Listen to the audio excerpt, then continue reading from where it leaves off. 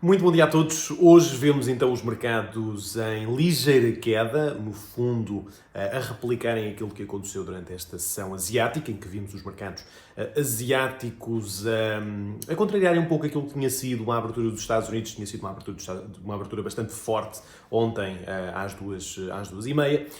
Mas, efetivamente, continuamos a ver os índices muito limitados na subida, portanto, com muita dificuldade em encontrar uma procura substancial que nos leva a continuar a subir na mesma proporção que tivemos as subidas anteriores, pelo menos desde os mínimos, e, como é óbvio, eu aqui acabo por vos dar enfim, os sinais de que eventualmente poderemos ter uma queda mais agressiva nos índices e, portanto, tenham muita cautela. Eu volto a avisar, tenham muito cuidado em relação a compras que possam fazer nesta altura, por exemplo, no S&P 500, uma vez que são muitos os sinais que mostram um potencial de continuação das quedas neste ativo.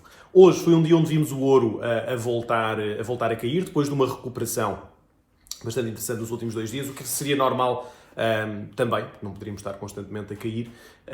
Tivemos uma correção interessante nos últimos 2 dias. Hoje já estamos a voltar então a mostrar sinais de uma continuação baixista, já com quedas bastante significativas. Ontem foi um dia em que os indicadores económicos que tivemos voltaram a mostrar também sinais bastante negativos daquilo que pode ser o futuro da economia mundial, portanto, com os PMIs todos eles a saírem extremamente negativos, com os pedidos de subsídio de desemprego nos Estados Unidos a saírem também em valores muito elevados, embora esteja a existir um alívio, é óbvio que estes são valores já bastante altos e que muito provavelmente vamos continuar com estes níveis nas próximas semanas.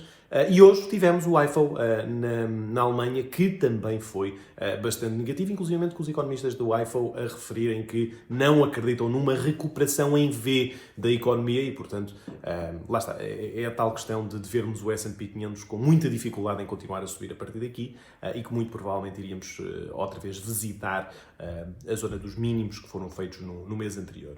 Em termos de indicadores, hoje não vamos ter mais nada assim de grande relevância. Foi uma semana, obviamente, que acabou por, apesar de tudo, trazer-nos alguma consolidação nos índices, porque não vimos o S&P a continuar com a mesma envergadura de subidas que tivemos anteriormente, sendo que, obviamente, os olhos estiveram sempre colocados naquilo que estava a acontecer no petróleo, apesar de vermos o petróleo, tanto nos futuros em qualquer uma das suas maturidades, a conseguir estar agora a estabilizar bastante. Portanto, acabou por ser, apesar de tudo, uma semana calma no que diz respeito aos índices. Vimos o dólar a continuar a ganhar força, o VOLX, o VIX, o índice de volatilidade, a voltar a apontar para cima, portanto, isso significa que os investidores estão cada vez mais interessados em conseguir fazer proteções perante uma possível queda mais acentuada do S&P 500 e vemos, portanto, o euro-dólar a cair com o dólar index a subir. O ouro também a apontar para cima, metais preciosos todos eles, inclusive a prata também.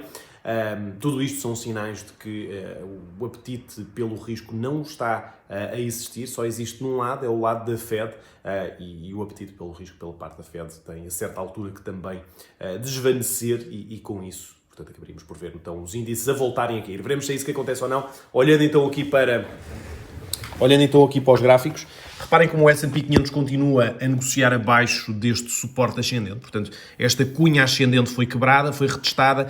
A grande questão agora é perceber se conseguimos voltar a apontar cá para baixo. No gráfico diário, se vamos a ver o S&P 500, apesar de tudo, e eu vou aqui só apagar estas linhas, continuamos constantemente abaixo da média móvel de 50.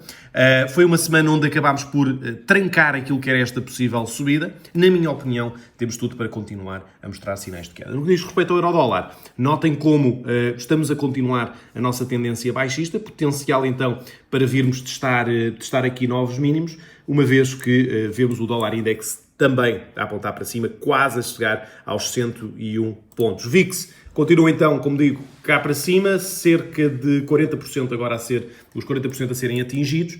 Veremos se continuamos a ver os investidores à procura de uma proteção das suas carteiras e com isso o VIX a subir e o S&P 500 a cair.